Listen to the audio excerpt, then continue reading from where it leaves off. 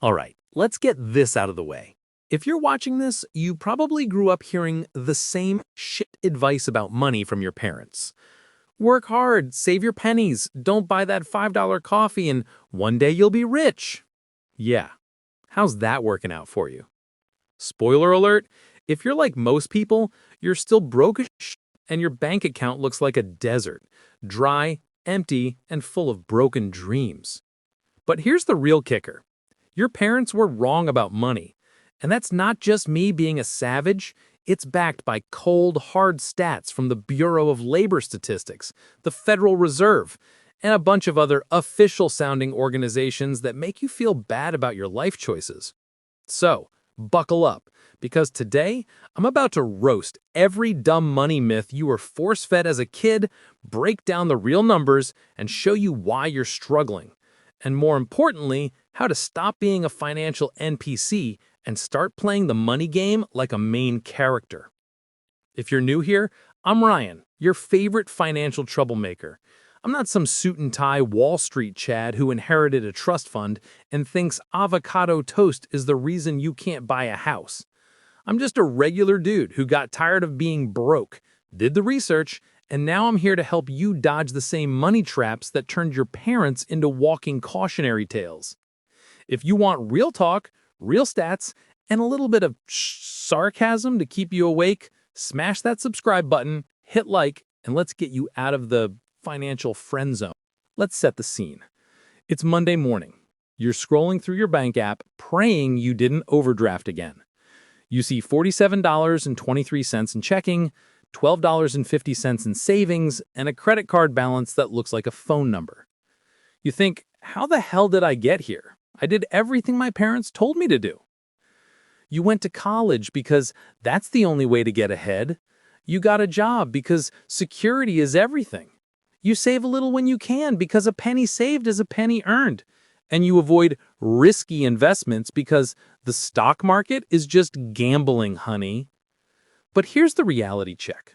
According to the Federal Reserve's 2023 survey of consumer finances, the median American household has just $5,300 in savings.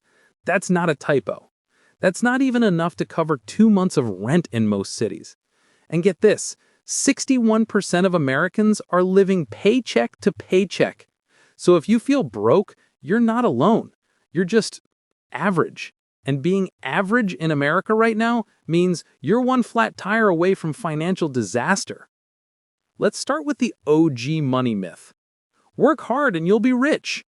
Yeah, tell that to every overworked, underpaid Karen in customer service who's been grinding for 20 years and still can't afford a vacation that doesn't involve a Motel 6 and a broken vending machine. Here's the truth. Hard work is important, but it's not enough. If it was, every construction worker, nurse, and teacher would be rolling in cash. But according to the Bureau of Labor Statistics, the median annual wage for all workers in the U.S. in 2023 was $48,060. That's before taxes, by the way. After taxes, you're looking at about $38,000 a year, or roughly $3,166 a month. Now let's do some quick math.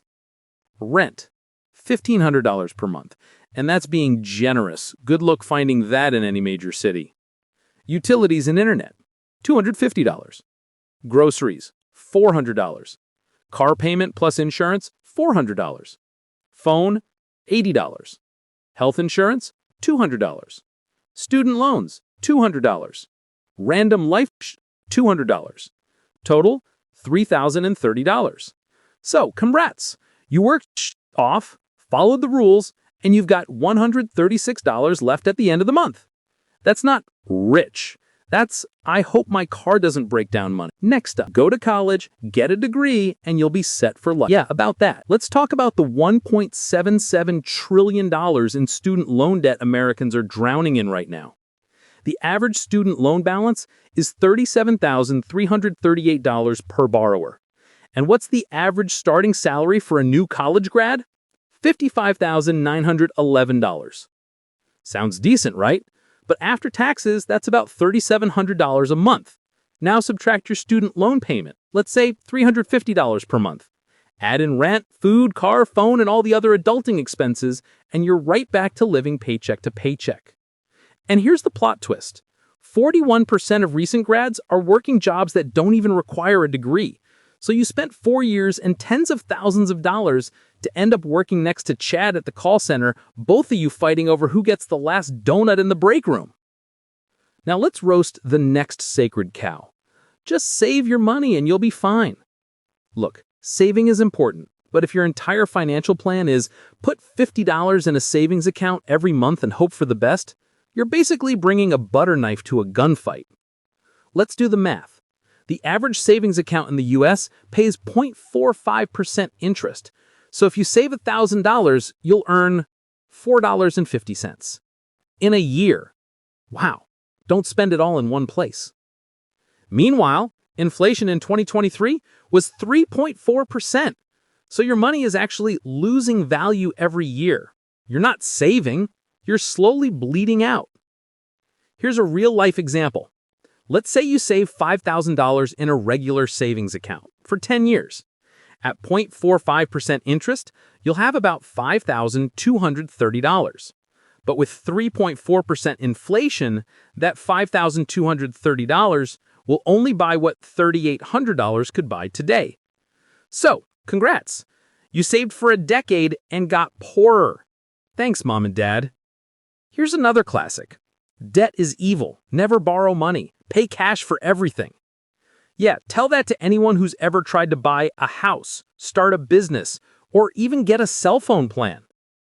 Not all debt is created equal. There's good debt, like a mortgage or a business loan that helps you build wealth, and there's bad debt, like maxing out your credit card on Amazon Prime Day because you needed a fourth air fryer. The average American has $6,501 in credit card debt, and the average interest rate is 24.6%. So if you only make the minimum payment on that $6,500, it'll take you over 17 years to pay it off, and you'll pay more than $8,000 in interest. But here's the thing. If you use debt smartly, like getting a low-interest loan to invest in something that actually makes you money, you can use other people's money to get ahead. So don't be a debt denier Dave. Learn the difference between good debt and bad debt, and use it to your advantage. And finally, the myth that keeps more people broke than any other. The stock market is just gambling. It's too risky. You'll lose everything. Yeah, you know what's really risky? Relying on Social Security to bail you out when you're 70 and eating cat food for dinner. Let's look at the facts. The S&P 500, the main stock market index, has returned an average of 10.3% per year since 1926. Yes, there are ups and downs, but over the long term, the market goes up. Let's do some simple math. If you invest $200 a month in an S&P 500 index fund for 30 years, earning 10% a year, you'll end up with $452,000. If you just save that $200 a month in a savings account at 0.45%, you'll have $74,000. So which one sounds like gambling to you? Putting your money in the market and letting it grow, or hiding it under your mattress and hoping inflation doesn't eat it alive? Let's break it down. Here's what the average broke person does. Works hard at a job they hate, saves a little in a low-interest account, avoids all debt, never invests, and hopes for a miracle. And here's what the smart investor does. Learns how money actually works, invests early and often, uses good debt to build wealth, doesn't panic when the market dips, and builds multiple streams of income. Let's do a side-by-side. Average broke Bob saves $200 a month in a savings account for 30 years, $74,000. Smart investor Sam invests $200 a month in the S&P 500 for 30 years, $452,000. That's a $378,000 difference. That's the difference between I hope I can retire someday and I'm booking a flight to Bali because I can. Let's make this real. Imagine you're 25. You start investing $200 a month in a basic index fund. You never increase it, never skip a month, just set it and forget it. By the time you're 55, you've put in $72,000 of your own money.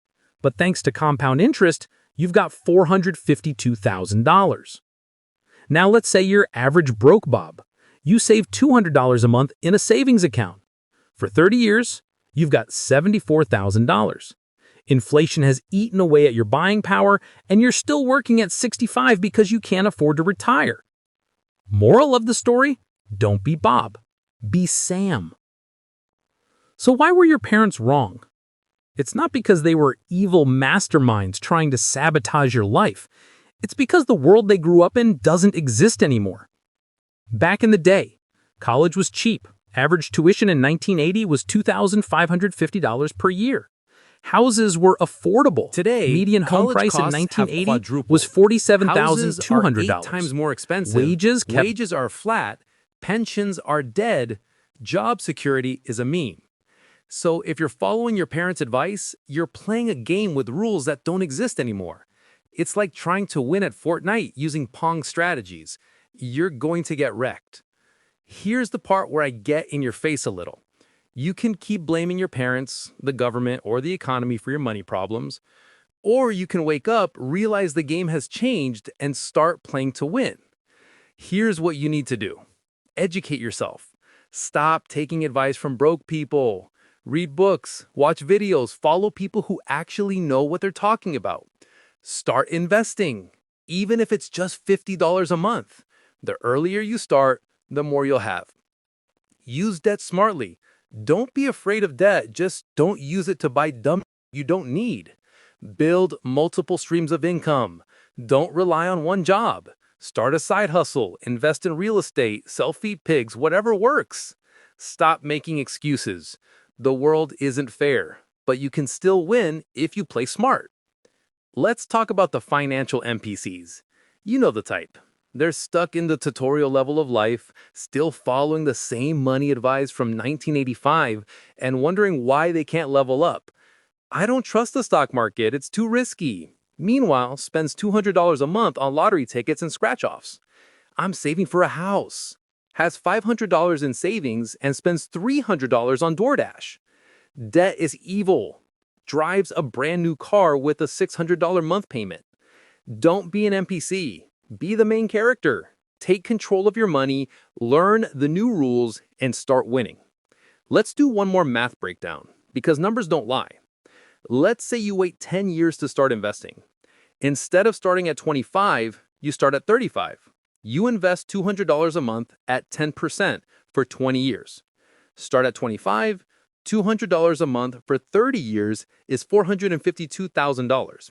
Start at 35, $200 a month for 20 years is $137,000. That's a $315,000 difference just because you waited. So every year you wait, you're leaving money on the table. Don't be that guy. Let's look at 2 real-life examples. Winner. Sarah starts investing $200 a month at 25. She never makes more than $60K a year, but she's consistent. By 55, she's got $452,000. Loser. Mike spends $200 a month on random Uber Eats, new shoes, whatever. He never invests. At 55, he's got nothing but regrets and the killer DoorDash rating. Who do you want to be? Here's the part nobody talks about. Most people stay broke because they're scared. Scared of losing money, scared of making mistakes, scared of looking dumb. But here's the truth. The only thing scarier than investing is not investing. Because if you do nothing, you're guaranteed to stay broke. So stop letting fear run your life. Start taking action, even if it's small. Look, I'm not going to sugarcoat it. The system is rigged.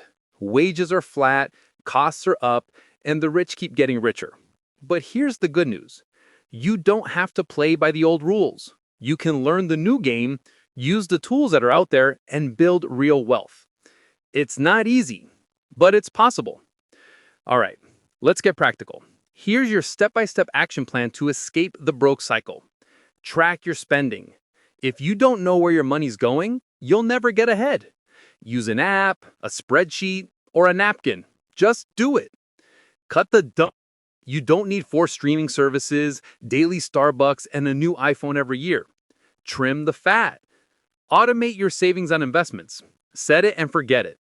The less you have to think about it, the better. Increase your income. Ask for a raise, start a side hustle, learn a new skill. Don't settle for average. Invest for the long term. Don't try to time the market. Just keep putting money in month after month. Educate yourself. The more you know, the more you grow. At the end of the day, you have two choices. Keep doing what you've always done and stay broke. Or start making moves and build the life you actually want. Your parents weren't evil. They were just playing a different game. But now it's your turn. So what are you going to do? Keep making excuses or start making money? Yeah.